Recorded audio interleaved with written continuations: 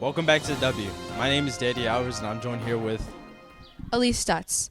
We continue to follow the investigation of the murder of Miss Carolyn Kaufman, the beloved health teacher at Westlake High School. the coroner released the autopsy report this week. The coroner determined Kaufman's death was caused by blunt force trauma to the head. Evidence indicates that she was hit with either a softball bat or possibly a wine bottle, both located at the crime scene. Here's FBI agent Brian Kim with the information about the case. What is some of the evidence you guys found on the scene? Well, we saw the autopsy and we saw there was blunt force trauma to the head, and that was the cause of death. There was some wine found in the stomach. The wine bottle that was also found in the crime scene was Mr. Capano's own company, like his own brand.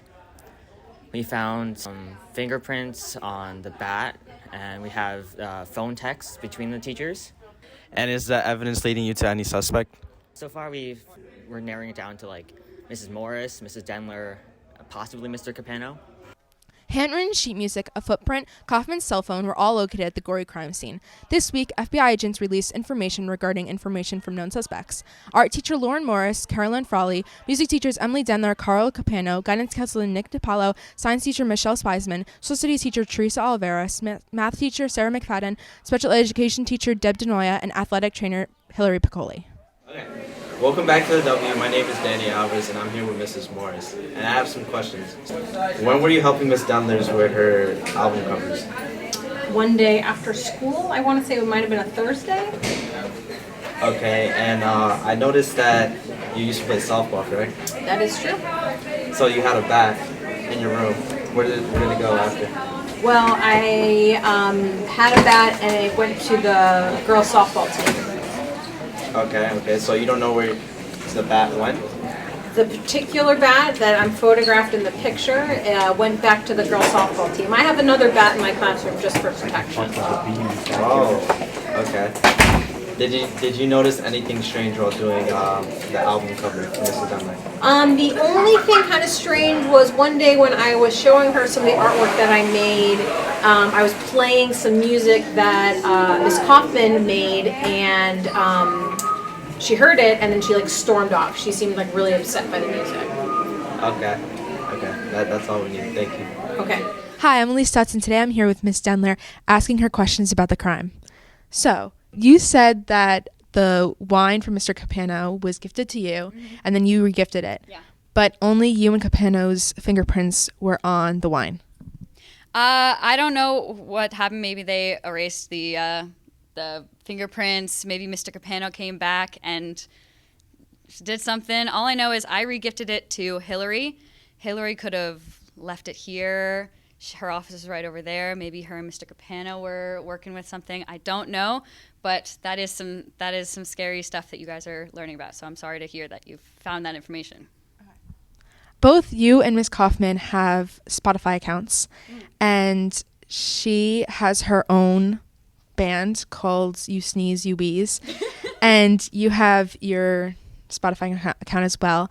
Yeah. You have a lot more followers than her, and she was asking you for music advice, but you wouldn't give it to her. Why wouldn't you give her music advice?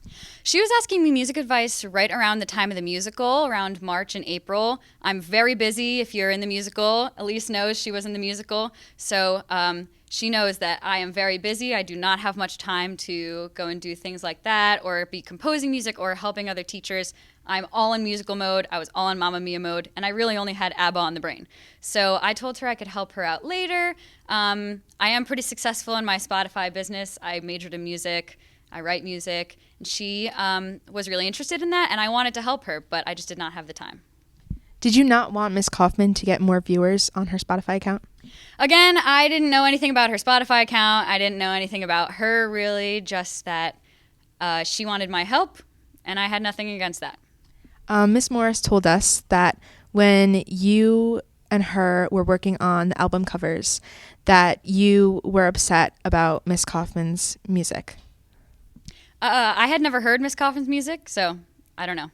I had never said anything about Miss Kaufman's music. Do you think Miss Morris is lying? I do. Honestly, Miss Morris has been a little bit fishy recently with the baseball bat, and she hasn't talked to me since Mamma Mia. So who knows what's going on with her? Maybe she's someone that you should look into. Thank you. Looking deeper into the evidence, FBI agents have found that Denler, Kaufman, and Capano were all working together in the music industry. Lauren Morris, art teacher, was responsible for the artwork for Dendler's and Kaufman's Spotify accounts. In addition, bank statements, Spotify music records, and text messages that all correlate to the death of Miss Kaufman's were discovered, connecting several suspects. The bank statements show money was being transferred between a number of suspects' accounts and an anonymous account owner called Sports Bets. While sports betting is no longer legal in New York State, it is illegal within the school. Illegal betting creates another angle the FBI agents are investigating. There may be more than one reason for the murder. After further investigation into the connection between Dendler and Kaufman, it was discovered that Kaufman saw that Dendler had many more followers on Spotify and thought they could collaborate to boost her own following. Dendler's original composition had a tremendous following. Original sheet music was found scattered around the courtroom and at the crime scene, covered in blood, indicating a struggle.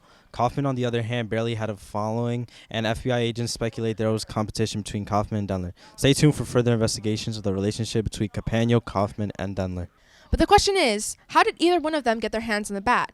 Stay in the loop as more information becomes available. Back to you at the anchor desk.